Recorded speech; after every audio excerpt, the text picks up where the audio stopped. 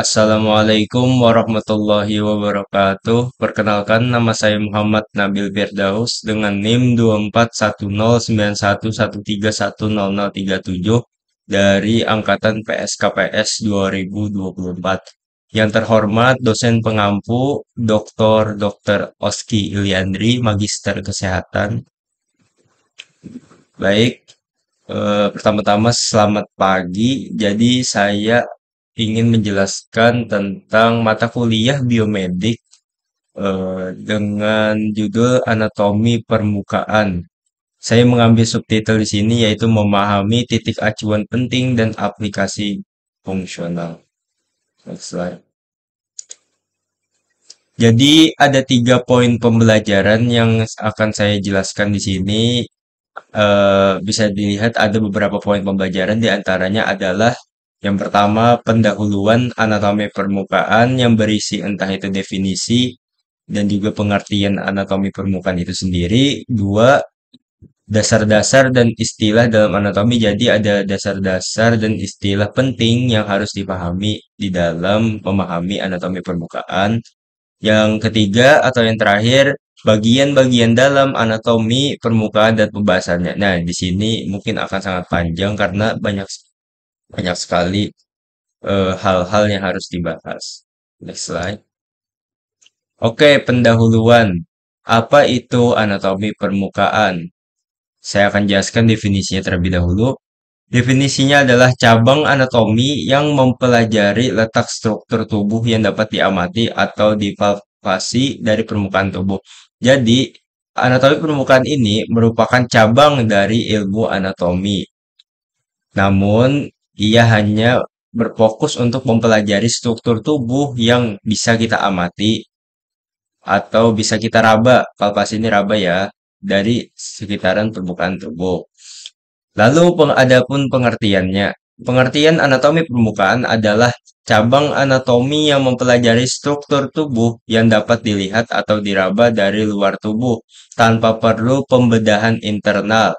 Ini mencakup identifikasi fitur-fitur eksternal tubuh seperti otot, tulang, dan tonjolan lainnya, serta hubungannya dengan organ-organ dan jaringan yang ada di bawah permukaan kulit. Mungkin pengertian ini adalah jabaran dari definisinya itu sendiri. Jadi dia menjelaskan bahwa ada tambahan di sini yaitu tanpa perlu pembedahan internal. Jadi bisa dilihat tanpa perlu kita melakukan pendalaman pendalaman atau pembedahan. Lalu di sini jadi anatomi permukaan itu mencakup akan identifikasi fitur-fitur eksternal tubuh seperti otot, tulang, dan tonjolan lainnya, serta menjelaskan hubungannya dengan organ-organ dan jaringan yang ada di bawah permukaan kulit. Next slide. Oke, dasar dan istilah dalam anatomi. Yang per Jadi di dalam anatomi tentunya ada istilah yang menggunakan biasanya bahasa Latin. Seperti contohnya di sini ada dexter, sinister, proximal, distal, medial, proximal, lateral, distal, superior, inferior, posterior, dorsal, cranial, caudal, anterior, atau ventral. Baik, saya akan menjelaskan poin-poin dari apa yang telah saya sebutkan tadi. Yang pertama mungkin adalah dexter dan sinister. Dexter berarti sisi kanan dan sinister berarti sisi kiri. Lalu ada proximal dan distal. Proximal artinya lebih dekat ke titik asal atau ke pusat tubuh. Bisa kita analogikan pusat tubuh itu di sekitar sini ya. Nih, dipasangkan. Jadi proximal itu adalah bagian yang merujuk yang lebih dekat ke pusat tubuh. Biasanya merujuk pada area yang lebih dekat ke tubuh sudah tadi pada lengan atau kaki. Jadi di lengan atau kaki misalnya di sini ini maksimalnya bisa kaki, kalau ke tangan di sebelah sini. Lalu distal. Distal ini adalah kebalikannya yaitu lebih jauh dianya daripada pusat tubuh nih, distal. Ini berarti dari sini ke sini adalah bagian distal atau merujuk ke sini. Artinya dia tuh menjauh, bagiannya tuh menjauh daripada pusat tubuh. Lalu ada medial dan lateral. Medial berarti lebih dekat ke garis lengan tubuh. Contohnya jantung berada medial terhadap paru-paru. Nih, medial. Lebih dekat ke garis lengan. Oke. Lalu ada lateral, berarti lebih jauh dari garis lengan tubuh. Contohnya tangan berada di lateral ya. Lateralnya perut, ya abdomen. Lalu ada superior dan inferior tadi. Superior artinya lebih tinggi atau di atas ya. Superior itu bisa di atas. Lebih di atas daripada tubuh lain. Contoh, kepala ini superior daripada dada. Contohnya. Lalu inferiornya adalah kebalikannya, yaitu di bawah. Jadi, boleh dianalogikan eh, perut inferior daripada dada. Oke, lalu kita akan lanjut ke sebelahnya. Ada kranial dan kaudal. Namun di istilah lain juga bisa bernama kraniat dan kaudat. Namun kita akan menggunakan istilah yang ada pada gambar saja, yaitu kranial dan kranial artinya adalah bagian yang menuju ke arah kepala. Jadi dia ini bahasa kita itu OTW ke atas. Lalu kaudal ini kebalikannya, yaitu menuju ke bawah. Ke bawahnya itu lebih jelasnya ke tulang ekor ya, lebih jelasnya. Lalu ada posterior atau dorsal. Posterior ini artinya belakang. Jadi bisa dibilang contohnya punggung adalah posteriornya tubuh. Lalu ada anterior atau ventral. Anterior atau ventral mengacu pada bagian tubuh bagian depan. Contohnya dada adalah anterior atau ventral tubuh. Oke, next slide. Oke, ini adalah gambar yang lebih jelas lagi daripada yang sebelumnya. Bisa dilihat di sini sudah dikasih garis, penunjuk. Nah, jadi kita tahu arah yang lebih dominannya kemana ini. Di sudah. Oke, next slide. Oke, kita masuk ke bab ketiga atau bab yang terakhir, yaitu bagian-bagian dalam anatomi permukaan dan pembahasannya. Jadi bab ini adalah bab yang paling panjang. Kita mulai dari anatomi aksial atau pusat tubuh dan anatomi apendikular anggota gerak tubuh. Anatomi aksial atau pusat tubuh mencakup bagian pusat atau sumbu tubuh. Bagian ini meliputi kepala, leher, dan batang tubuh maksudnya, yang meliputi toraks, abdomen, dan pelvis. Bagian aksial ini adalah inti tubuh yang menyokong struktur tubuh lainnya dan melindungi banyak organ vital seperti otak, jantung, paru-paru, dan organ dalam perut. Anatomi permukaan pada bagian aksial melibatkan tanda-tanda yang membantu mengenali posisi-posisi organ vital dan melakukan prosedur medis di sekitar area ini. Kita area ini ya. Ini juga. Anatomi apendikular, anggota gerak tubuh. Anatomi apendikular mencakup anggota gerak tubuh yang meliputi lengan, dan kaki tentunya, yang berfungsi dalam gerakan dan aktivitas motorik. Bagian ini terdiri dari lengan atas, lengan bawah, lengan atas, lengan bawah, paha, kaki bagian bawah, pergelangannya kaki, dan pergelangan tangan. Pada anatomi permukaan, tanda-tanda ini digunakan untuk mengenali posisi sendi, otot, dan struktur lainnya yang penting dalam pemeriksaan fisik, pengobatan, atau tindakan bedah pada anggota gerak. Dalam konteks anatomi permukaan, kedua bagian ini membantu para profesional medis dalam menilai, mengidentifikasi, dan melakukan tindakan pada area spesifik tubuh dengan lebih akurat, baik pada area pusat atau aksial maupun anggota gerak apendikular. Oke, next slide. Oke, di sini mungkin nama-nama struktur dan regionya ya. Ini ada yang pertama kepala, halon, dua leher, cervix atau coli, dada toraks, perut abdomen, pinggang lumbal, panggul pelvis, bokong lutea, lengan atas prochium, lengan bawah antebrachium. Nih lalu ada regionnya cavitis, cephalon. Oh nih namanya yang tadi ya. Jadi itu tuh kayak istilah, region ini kayak istilah. Nih nama, mungkin contohnya kepala. Nah, kalau sebutannya itu dalam anatomi, sebutannya cephalon. Contoh dada toraks atau perut abdomen. Nah, lalu nih next lagi, oh ada lagi siku depan subiti, siku belakang olecranon, tangan manus, telapak tangan palmar, punggung depan dorsum manus, tungkai atas femoris, tungkai bawah cruris, lutut belakang poplitea, lutut depan patellaris, tumit calcaneus, kaki pedis. Jadi ini merupakan istilah-istilah yang yang mungkin kita sebut sebagai rumus ya.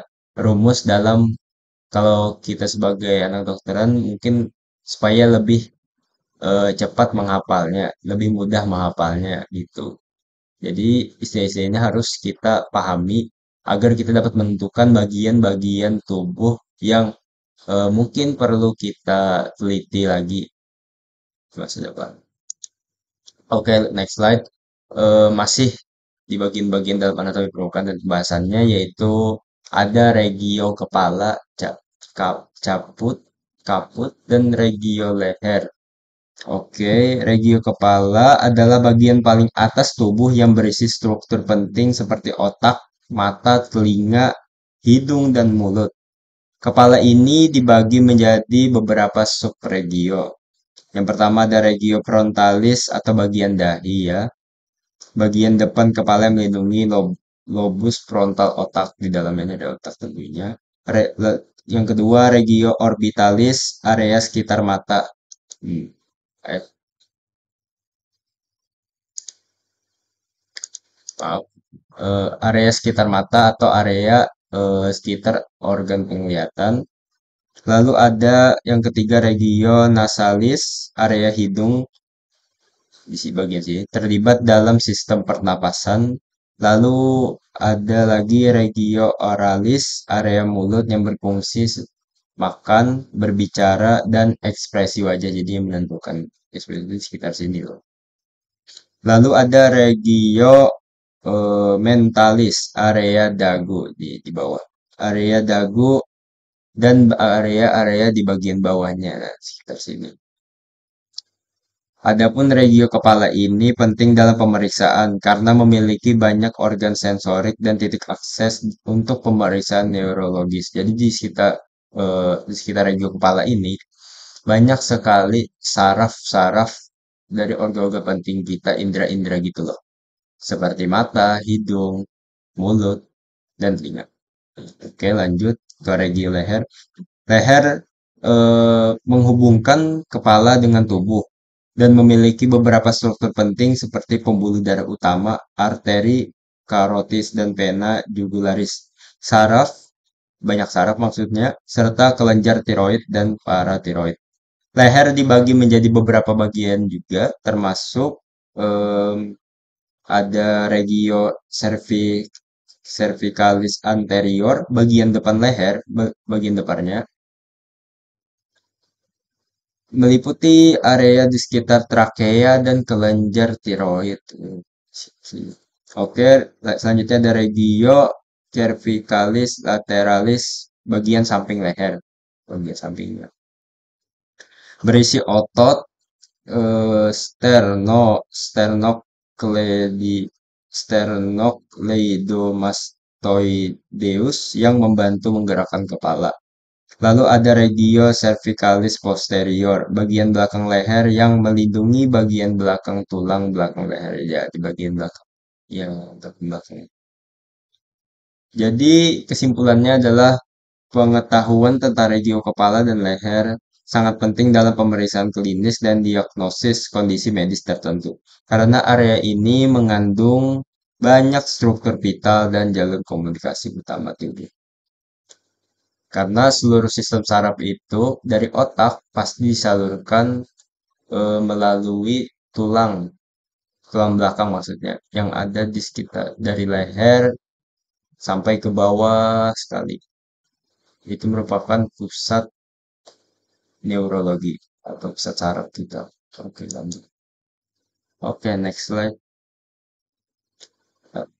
Masih bagian tadi namun kita masuk ke regio thorax, thoracic region.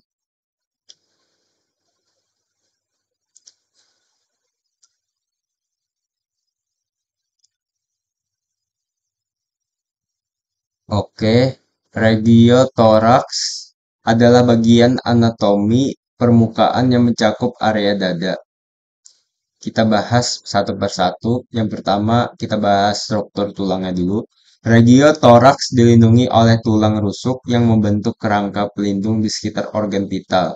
Tulang rusuk terhubung ke tulang dada, sternum, di bagian depan dan tulang belakang toraks, vertebrae thoracalis di belakang. Rangka toraks ini memberikan perlindungan untuk organ dalam dan mendukung pernapasan. Ini ya, tulang rusuk. Nah, oke, itu harusnya. Lalu ada organ vital yang merupakan bagian dari dada tadi. Jadi di dalam maksudnya di dalam toraks ini ada beberapa organ vital seperti yang pertama adalah jantung, terletak di bagian tengah tengah toraks, sedikit ke kiri, namun jantung berfungsi untuk memompa darah ke seluruh tubuh. Lalu kedua ada paru-paru terletak di kedua sisi jantung. Paru-paru berperan dalam pertukaran oksigen dan karbon dioksida selama pernapasan. Namun selain itu juga ada trakea atau saluran pernapasan dan esofagus, saluran pencernaan yang melintasi regiotoraks. Lalu yang ketiga ada otot toraks. Otot-otot utama yang terdapat di regiotoraks termasuk otot interkostal di antara tulang rusuk, tulangnya berada di sekitar tulang rusuk maksudnya, yang membantu pernapasan, serta otot pectoralis mayor dan minor yang terlibat dalam pergerakan bahu dan lengan. Ya, kita ini. Lalu yang keempat kita bahas adalah pembuluh darah utamanya. Di regio toraks juga dilalui oleh pembuluh darah besar seperti aorta atau arteri terbesar yang membawa darah dari jantung ke tubuh, serta vena cava superior dan inferior yang membawa darah kembali ke jantung. Yang kelima ada pembagian permukaan. Dalam anatomi permukaan, regio toraks sering dibagi menjadi beberapa area seperti regio pectoralis, regio sternalis, dan regio axillaris atau bagian ketiak. Pembagian ini membantu dalam identifikasi area spesifik selama pemeriksaan fisik atau prosedur medis. Jadi pengetahuan tentang regio toraks penting dalam pemeriksaan klinis untuk mendeteksi biasanya pada masalah pada jantung. Selain jantung juga masalah pada paru-paru dan struktur lainnya di area toraks atau bagian dada. Dan memudahkan pemahaman mengenai letak dan fungsi organ serta struktur yang dilindungi oleh rangka bagiannya toraks tadi. Oke, next slide. Oke, kita masuk masih dalam bagian-bagian dalam anatomi permukaan dan pembahasannya. Di sini kita akan membahas kardium atau jantung. Oke, kardium sendiri adalah istilah yang merujuk pada lapisan atau struktur yang membungkus jantung. Jadi, jantung memiliki beberapa lapisan utama yang masing-masing memiliki fungsi spesifik untuk melindungi dan mendukung fungsi jantung. Adapun yang pertama adalah perikardium. Perikardium adalah lapisan terluar yang membungkus jantung. Terdiri dari dua bagian utama. Yang pertama ada perikardium fibrosa, yaitu lapisan luar yang tebal dan kuat, terdiri dari jaringan ikat yang tidak elastis, yang berfungsi melindungi jantung dari gesekan dan memberikan dukungan struktural. Yang kedua ada pericardium serosa, lapisan dalam yang lebih tipis dan terdiri dari dua lapisan lagi. Dua lapisan itu yaitu lamina perietalis menempel pada pericardium fibrosa. Jadinya menempel si lamina perietalis. Lalu ada lamina visceralis atau epicardium menempel langsung pada permukaan jantung. Epicardium juga berfungsi sebagai lapisan pelindung luar jantung. Ya mungkin di sekitar sini ya. Soalnya dia di luar jantung katanya. Lalu em, sedikit tambahan untuk bagian perikardium. Di antara kedua lapisan perikardium tadi, eh, perikardium serosa maksudnya, terdapat rongga perikardial yang berisi cairan serosa. Cairan ini berfungsi untuk mengurangi gesekan saat jantung berdetak. Jadi di sini sangat, anu ya, sangat berjasa sekali untuk mengurangi gesekan terhadap setiap detakan jantung kita. Jadi makanya jantung kita ini sangat sangat hebat karena dia harus berdetak setiap hari, setiap waktu untuk memompa darah kita agar kita tetap hidup. Lalu bagian keduanya tadi, bagian lapisan tadi, yang kedua ada miokardium. Jadi miokardium ini adalah lapisan otot jantung yang paling tebal dan berfungsi sebagai lapisan kontraktil utama. Kontraksi otot-otot miokardium inilah yang memompa darah ke seluruh tubuh. Lapisan ini terdiri dari sel-sel otot jantung yang memiliki kemampuan untuk berkontraksi secara teratur dan terkoordinasi. Jadi, lapisan bagian ini adalah lapisan otot jantung yang paling tebal yang berfungsi sebagai yang tadi yang memompa. Kalau yang sebelumnya tadi untuk melindungi biasanya melindungi entah itu dari gesekan, entah itu dari bagian luarnya. Nah, kalau yang kedua ini berfungsi sebagai yang memompa darah tadi, yang membuat yang memiliki maksudnya kemampuan berkontraksi secara teratur dan terkoordinasi. Jadi dia itu iramanya itu ada sudah struktural, maksudnya itu sudah terorganisasi, terkoordinasi. Oke, yang terakhir ada endokardium. Endokardium adalah lapisan terdalam yang melapisi bagian dalam ruang jantung dan katup jantung. Endokardium terdiri dari lapisan tipis sel endotel yang halus, yang membantu mengurangi gesekan antara darah dan dinding sel. Saat darah mengalir melalui jantung, selain itu, oh ya, selain itu, endokardium juga membantu mencegah pembentukan bekuan darah di dalam ruang jantung. Jadi, em, endokardium ini berfungsi sebagai yang yang membantu membantu jantung di bagian terdalamnya. Kan yang tadi luar, ada yang tugasnya memompa. Nah, ini ada tugasnya ini kayak memastikan, memastikan agar tidak adanya mencegah maksudnya pembentukan bekuan darah di dalam ruang jantung. Jadi dia bertugas untuk memastikan hal tersebut.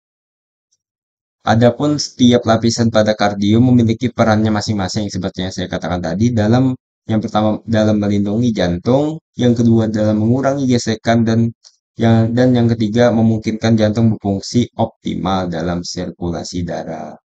Oke, next slide. Oke, masih bagian ya itu. Kelanjutannya adalah regio abdomen. Regio abdomen adalah bagian tubuh yang terletak di antara toraks atau dada dan pelvis atau panggul. Dalam anatomi permukaan, regio abdomen biasanya dibagi menjadi beberapa bagian untuk memudahkan identifikasi lokasi organ-organ di dalamnya dan pemeriksaan klinis. Yang pertama, pembagian regio abdomen. Regio abdomen secara umum dapat dibagi menjadi 9 bagian dengan menggunakan dua garis horizontal dan dua garis vertikal. Dalam pemeriksaan klinis untuk menentukan lokasi nyeri atau kondisi medis lainnya. Adapun bagian-bagian tersebut adalah regio epigastrium yang pertama terletak di bagian tengah di atas perut. Ini dia berada di bawah tulang dada. Area ini mengandung bagian lambung dan sebagainya. Oke, di bagian sekitar sini ya. Ya, sekitar sini. Lalu ada regio hypochondrium kanan, bagian kanan. Terletak di kanan atas di bawah tulang rusuk berisi hati, kandung empedu, dan sebagian usus besar. Terus. Lalu ada regio hypochondrium namun di bagian kirinya terletak di kiri atas di bawah tulang rusuk berisi bagian lambung, limpa, dan sebagian usus besar. Bagian kiri. Lalu ada regio umbilicalis terletak di sekitar pusar. Area ini berisi bagian dari usus kecil dan usus besar. Sekitar sini. Lalu ada regio lateral kanan terletak di sisi kanan tengah berisi sebagian usus besar dan ginjal kanan. Lalu ada regio lateral kiri terletak di sisi kiri tengah berisi sebagian usus besar dan ginjal kiri. Lalu ada regio hypogastrium terletak di bagian bawah tengah perut berisi kandung kemih sebagian usus kecil dan organ reproduksi. Lalu ada regio inguinal kanan terletak di kanan bawah perut berisi usus buntu dan bagian dari usus besar. Lalu ada yang terakhir regio inguinal kiri terletak di kiri bawah perut berisi bagian usus besar dan sebagian usus kecil. Oke, yang tadi itu sudah pembagiannya ada 9 ya untuk bagian regio abdomen. Lalu ada struktur utamanya. Struktur abdomen ini banyak juga mengandung banyak eh, apa namanya organ vital, banyak organ vitalnya yang merupakan organ-organ struktur seperti yang pertama struktur sistem biasanya. Yang pertama adalah sistem pencernaan, seperti yang kita tahu organnya adalah lambung, usus kecil, atau duodenum, jejunum, ileum. Lalu ada usus besar, hati, kandung empedu, dan pankreas. Lalu ada sistem urinaria atau sistem kemih. Ada ginjal dan ureter yang mengalirkan urin dari ginjal ke kandung kemih. Lalu ada sistem reproduksi. Kalau pada wanita mungkin termasuk uterus dan ovarium yang terletak di bagian bawah abdomen, bagian bawah. Lalu kalau kalau pria ya,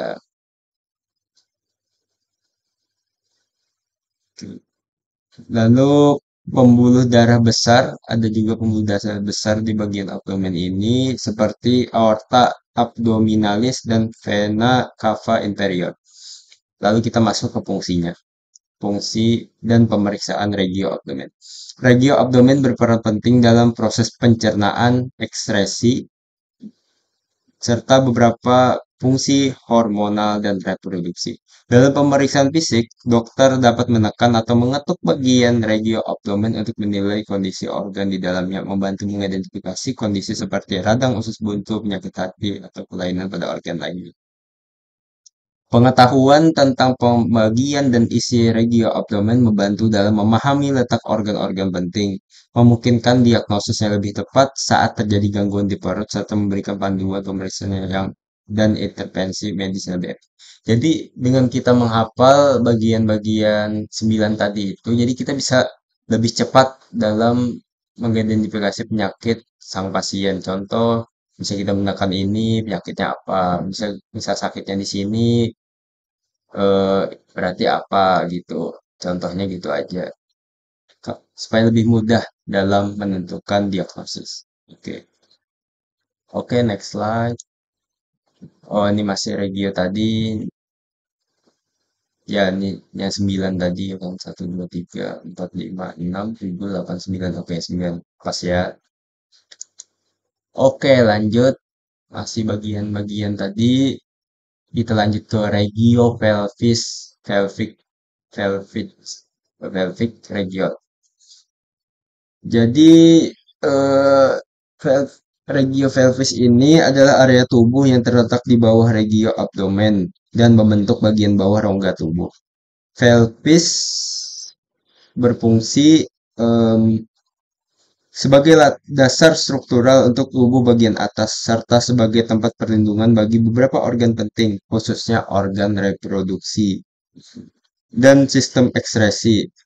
Berikut adalah penjelasan lebih rinci mengenai bagian-bagian utama dari pelvis. Oke, kita akan membahas satu persatu lagi, seperti biasa.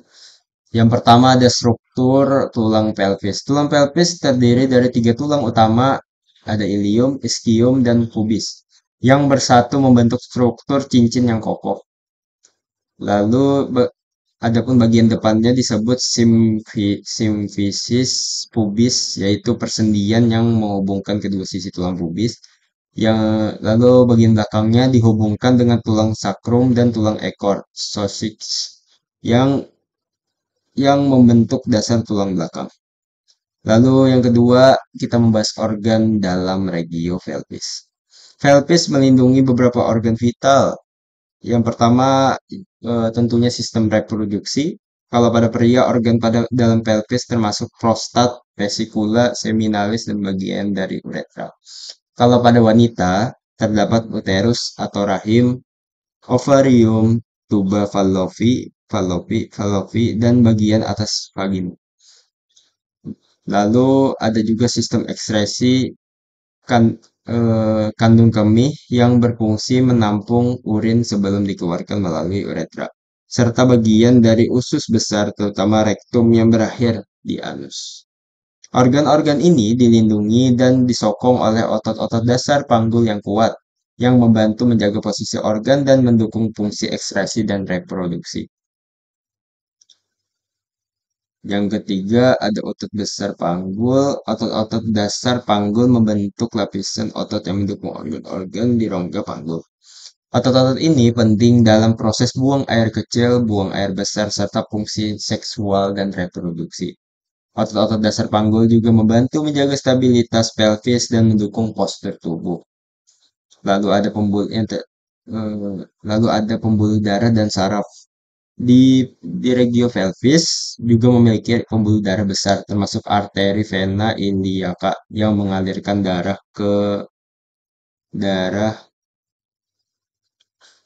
iliaca yang mengalirkan darah dari eh, mengalirkan darah.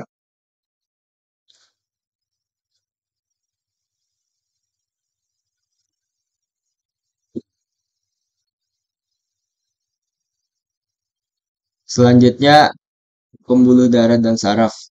Di regio pelvis tentunya memiliki pembuluh darah besar, termasuk arteri dan vena iliaca yang mengalirkan darah dari kaki, maksudnya ke kaki serta ke area pelvis. Saraf-saraf penting juga ada seperti plexus sakral yang berperan dalam mengontrol otot-otot panggul, perineum, dan sebagian besar fungsi sensorik dan motorik di daerah pelvis dan kaki. Lalu yang terakhir ada fungsi pelvis. Jadi pelvis ini memiliki fungsi sebagai pelindung organ-organ dalam, namun juga memiliki fungsi sebagai penopang tubuh bagian atas, menyerap beban saat kita berdiri dan berjalan, serta membantu dalam pergerakan tubuh bagian bawah. Kalau pada wanita, pelvis lebih lebar dan fleksibel untuk difasilitasi dalam proses persalinan atau melahirkan. Oke, jadi pengetahuan tentang struktur dan fungsi regio pelvis sangat penting dalam anatomi karena berhubungan erat dengan kesehatan sistem ekskresi, reproduksi, serta stabilitas dan pergerakan tubuh. Oke, that's all.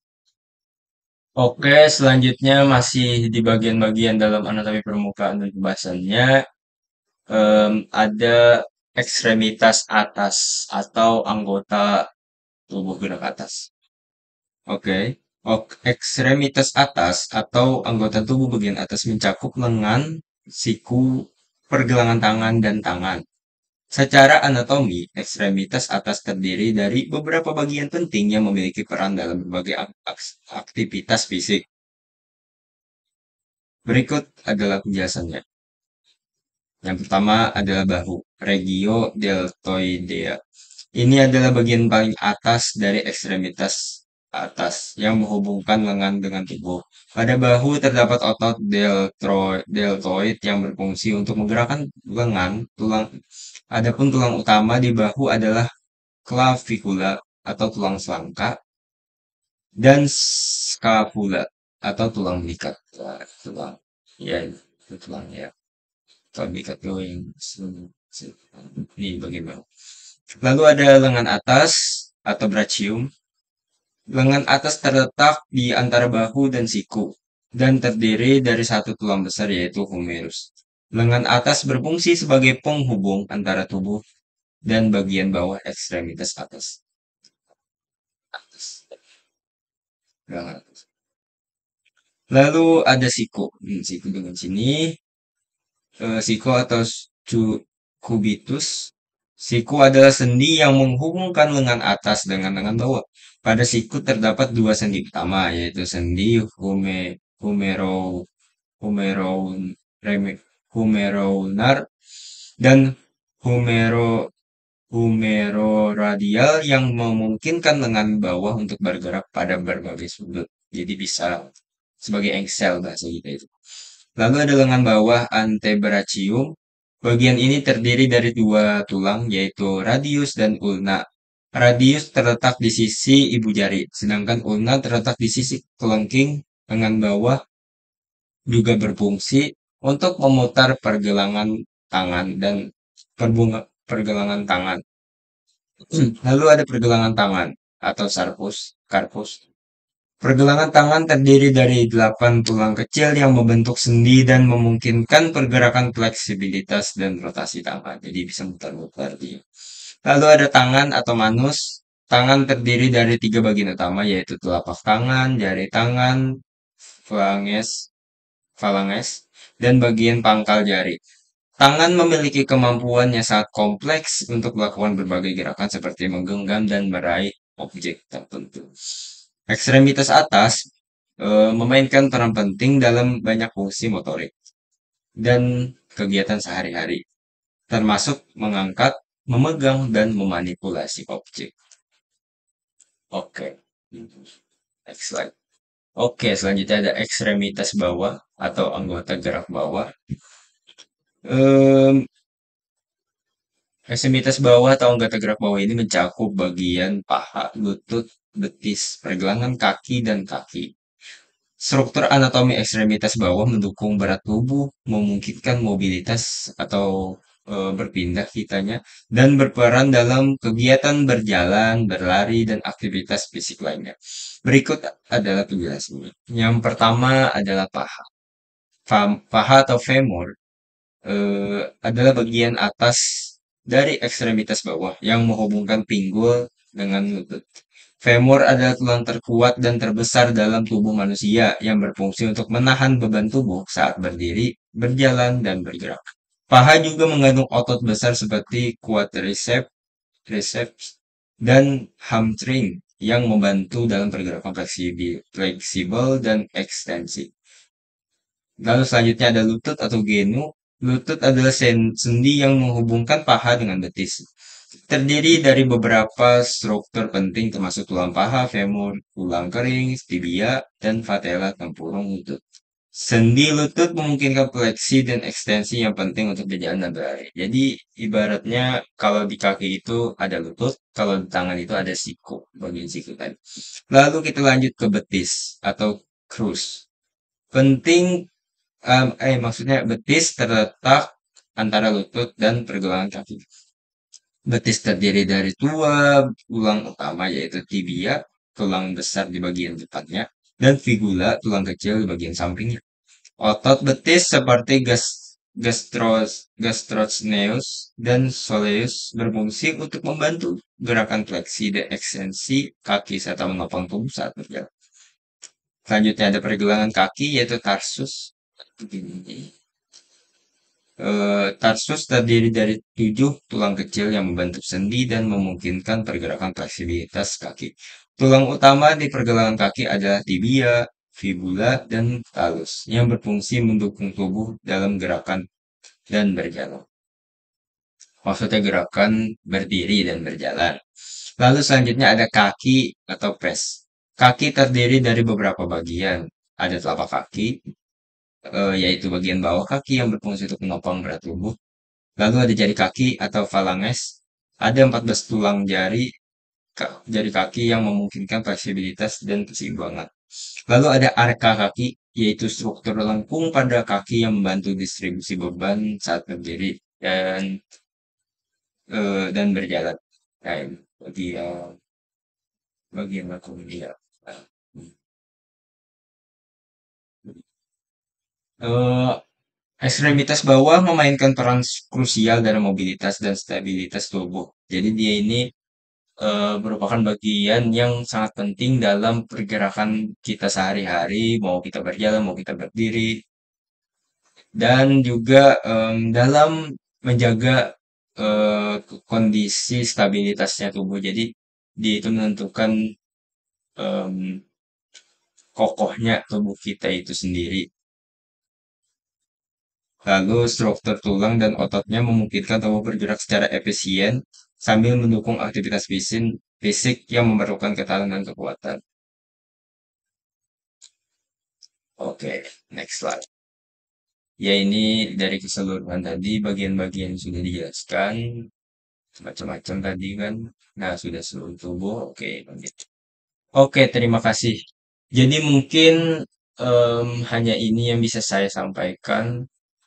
Terima kasih sudah menonton dan semoga diberikan pemahaman dalam ilmu yang sudah saya berikan tadi. Akhir kata, saya ucapkan terima kasih. Wassalamualaikum warahmatullahi wabarakatuh.